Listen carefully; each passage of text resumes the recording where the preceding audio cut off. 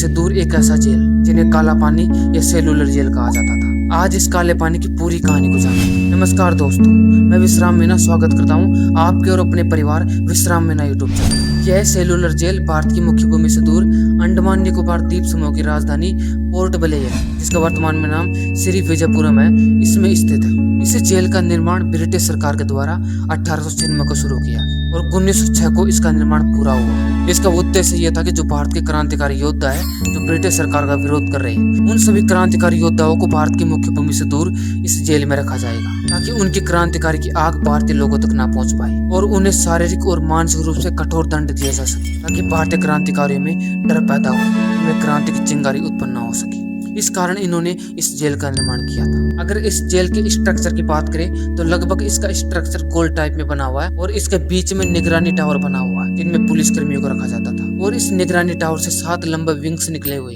जिस विंग्स में कोठरियां बनी हुई थी जहाँ पे क्रांतिकारियों को रखा जाता। ये कोठरियां बहुत छोटी थी, लगभग 13.5 फीट लंबी और 7 फीट चौड़ी। इनमें इन क्रांतिकारियों को रखा जाता था और एक कोठरी में सिर्फ एक क्रांतिकारी, ताकि वो अन्य क्रांतिकारी से मिलकर क्रांति के लिए संगठन ना बना सके, क्रांति को और ना फैला सके। इसलिए एक कोठरी में, एक कमरे में एक क्रांतिकारी को रखा जाता था। इस जेल में कुल 7 विंग्स थे और 7 विंग्स में 3-3 मंजिली कोठरियां बनी हुई थी और कोठरियों की कुल संख्या थी 696, यानी कि एक साथ 696 क्रांतिकारी योद्धाओं को रखा जा सकता। इतनी बड़ी जेल बनी। अब हम जाते हैं इसके मेन पार्ट पर, जहाँ पे क्रांतिकारियों को यातनाएं दी जाती थी, सजाएं दी जाती थी। यहाँ पर जिन क्रांतिकारी कैदियों को रखा जाता था, उनसे बैलों की तरह तेल का कोलू चलवाया जाता था और दिन रात एक कोलू चलाते रहते थे। और बताया जाता कि ये क्रांतिकारी कैदी प्रतिदिन 30 किलोग्राम तेल निकालते। कितना दुखता है, एक बार सोचो यार।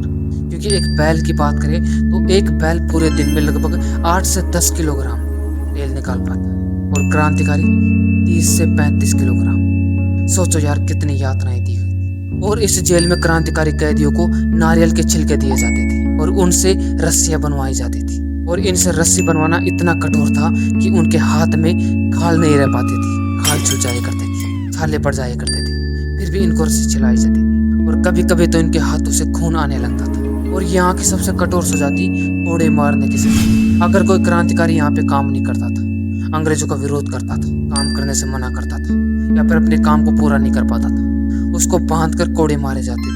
उनके चमड़ी लाल हो जाया करती थी, चमड़े से खून आने लगता था।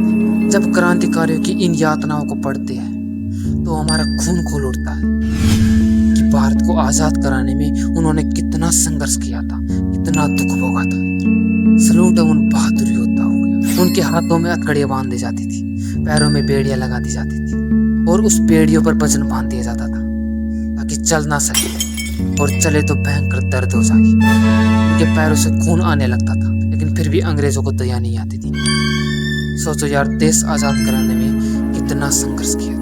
इस जेल में सजा भोगने वाले प्रमुख भारतीय क्रांतिकारियों की बात करें तो सबसे पहले नाम आता है विनायक दामोदर सावरकर, जिन्होंने यहाँ पे लगभग 10 साल तक सजा भोगी थी। सोचो 10 साल तक। और दूसरे इन्हीं के भाई गणेश दामोदर सावरकर, जो भी एक बहुत बड़े क्रांतिकारी योद्धा थे, उनको भी इस जेल में रखा गया।